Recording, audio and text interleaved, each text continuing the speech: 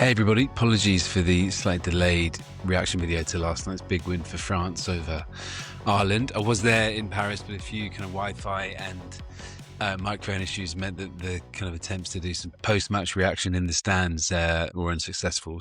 Back safely in London off the Eurostar this morning, and actually quite handy in a way because it gives me a bit more time to sort of go through the highlights and have a think more about sort of the notes that I wrote down during the game. Really, really unusual kind of feeling about it because France was so dominant and actually probably should have won that game by 40 points, 50 points, but seemed to just lose momentum massively with the introduction of those replacements on the 49-minute mark. I mean, Mickaël Guillard was sensational and a great shout for player of the match, but also he finishes the game's top carrier on 16, I think, and he was off the field for about 31 minutes of it. He sort of emptied the tank and he was gone. France just lost their shape when they made that raft of changes, and I honestly thought they were going to go on and win by an absolute mile. And I think that's partly for a couple of reasons. From a French perspective, I think you saw a more kind of controlled performance from Antoine Dupont in the sense that he sort of allowed Matthieu Jalibert to run the show a bit.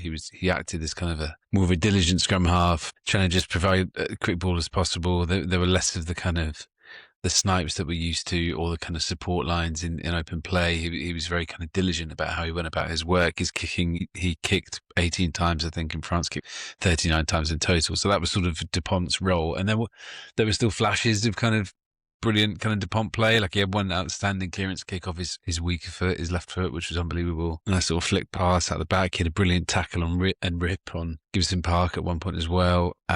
Which is really enjoyable. And obviously he played his part for the second BLB try with the initial chip over the top. I wish the camera had caught it up, but he must have just been in the ruck kind of scanning and looking at the backfield space before he put the chip over that Ramos hacked on for BLB try.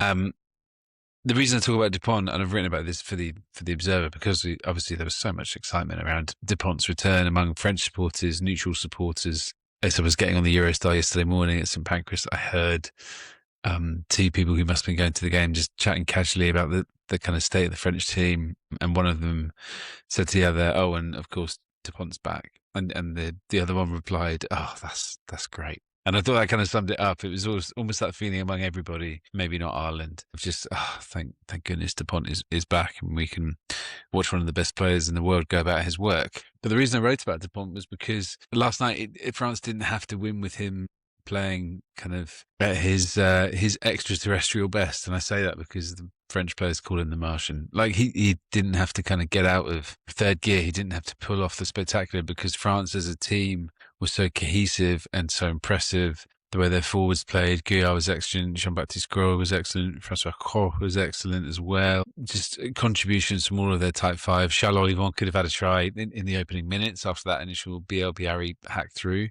And I think that is exciting for France and ominous for everybody else, because if you get a French team winning like that, where Dupont is kind of playing a sort of reserve role in a way, then that's fascinating, because imagine him sort of at the peak of his powers, France at the peak of their powers, with everybody across the board contributing. I thought Deporter at outside centre, who I haven't had a chance to watch much in the flesh, I've only seen kind of clips on Top 14 highlights, was amazing in terms of the physicality that he had. He outmuscled the Irish centre pairing, McCluskey and Gary Ringrose, in defence with some of the kind of immense tackles that he put in, but also with his ball carrying, he looked about a foot taller. And that's quite a damning kind of measure of just how impressive he was, but how ineffective Ireland were with ball in hand. So if I chat about Ireland for a bit, I promise this won't be a long recap video. I was really struck from where we were up in the stands how Ireland had this early kicking strategy to go after BLB to try and target him under the high ball.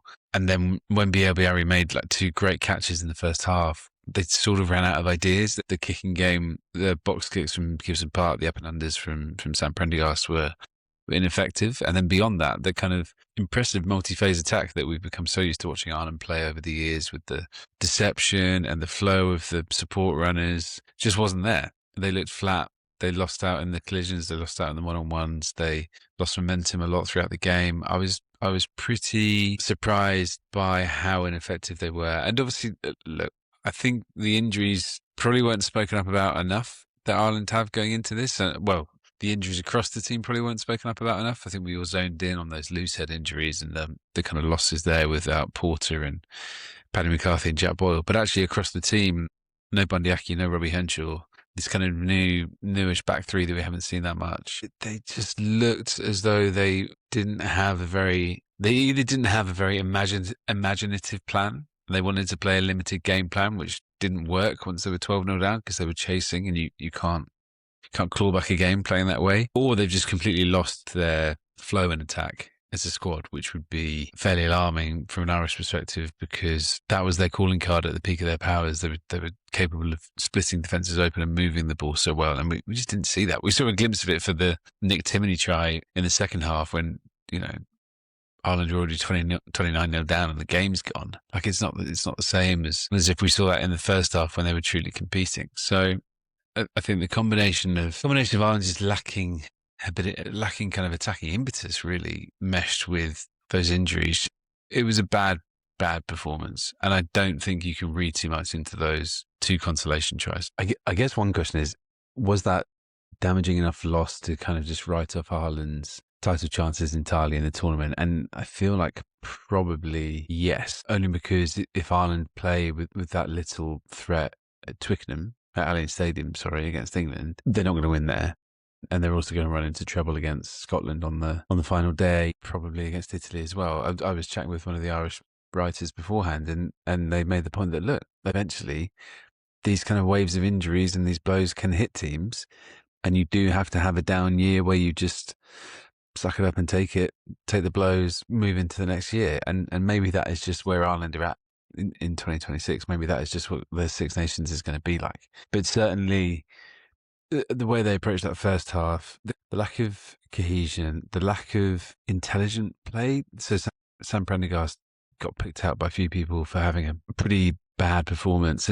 There were moments in the first half which were just poorly executed, like when Ireland had an overlap and kind of going for it himself and then losing possession, or just mistakes. I don't mind the volley from the Jalibert cross kick into the air. I didn't mind that. It just worked out terribly for him with the way that it bounced and stayed in field. The Joe McCarthy, crazy penalty sort of coming through the ruck and playing the scrum half, coming offside, that was just basic. There were just too many of those mistakes by players who know better and by players who are better than that. And so that's why I think maybe expectations around Ireland should probably be lowered slightly, but we'll see how they get on next week. I just want to finish up with a couple of notes about just Paris in general. The kind of atmosphere beforehand, as you'll see in this video, which I'll post now.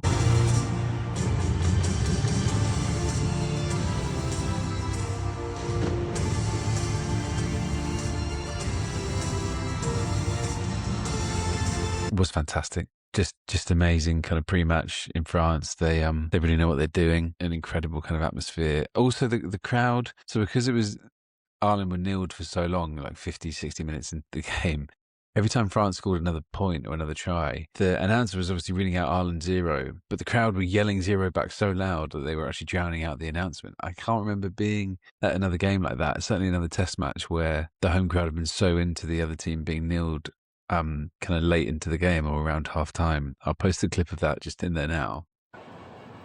France, 29, Irlande, 0.